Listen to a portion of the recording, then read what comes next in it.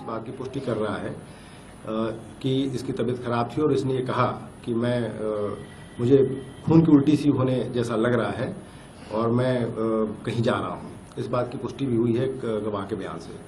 शाम को करीब 5, साढ़े 5 के आसपास ये थोड़ी देर के लिए बाहर गया साजिद। जब लौट के आया तो उसके हाथ में एक चाकू दिखाई पड़ा।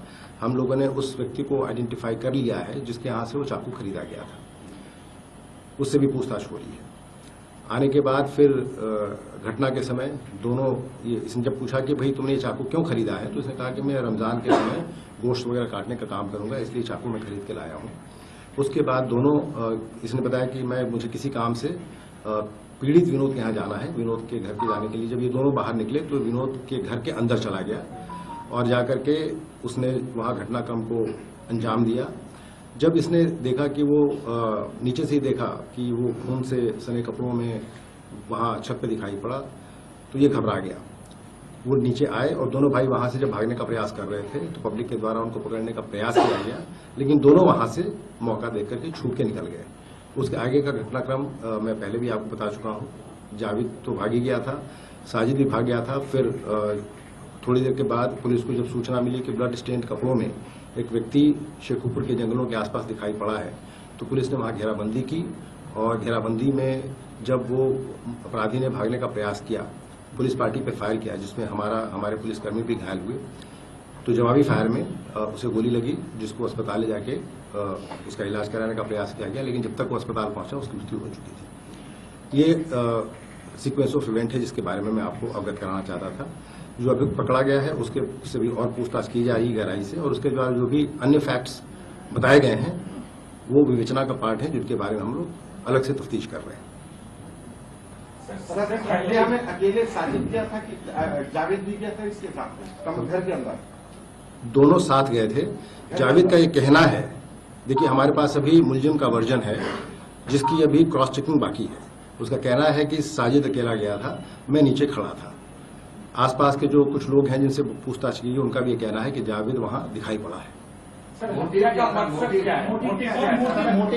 मोटिव के बारे में मैंने पहले भी आपको बताया है। एक बात तो ये निकल के आ रही है कि वो मानसिक रूप से थोड़ा परेशान था, अग्रेसिव नेचर का था, वायलेंट था, और ये भी बात समझ में आई है कि शादी भी उसकी बहुत दिक्कत में थी, चूंकि शादी उसकी अभी से 3-4 साल पहले हुई थी और कई कोशिशों के बावजूद भी उसकी वाइफ को बच्चा नहीं हो पा रहा था।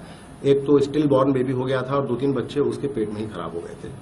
ये एक बात निकल के आई है और उसकी वजह से बहुत मानसिक रूप से वो परेशान भी रहता था। इस लाइन पे भी हम लोग अपनी जांच पड़ताल कर रहे हैं। क्या तंत्र मंत्र एक वजह हो सकती है सत्याग्रह के पीछे? देखिए, इस कंजेक्चर पे अभी टिप्पणी करना उचित नहीं है, लेकिन जैसा मैंने आपको बताया कि जो भी फैक्ट्स हमारे पास अभी आए हैं इस पूछताछ से, उन सारे फैक्ट्स को एग्जामिन किया जा रहा है और उनको जो भी उसमें सब्सटेंशियल फैक्ट निकल के आएंगे वो इन्वेस्टिगेशन का पार्ट बनेंगे। इन्हीं को टारगेट क्यों किया था? चूंकि इनके यहाँ वाकफियत थी, ऐसा लगता है, उसका प्रॉक्सिमिटी थी और आना जाना भी था, उनके 2 बच्चे भी थे। अब इन सारे बिंदुओं पर हम लोग अपनी जांच पड़ताल कर रहे हैं और ये सारी बातें इन्वेस्टिगेशन का पार्ट है। अभी कुछ और चीजें की भी जानकारी मिलने की संभावना है जिसपे हम अपनी अग्रिम कार्रवाई करेंगे।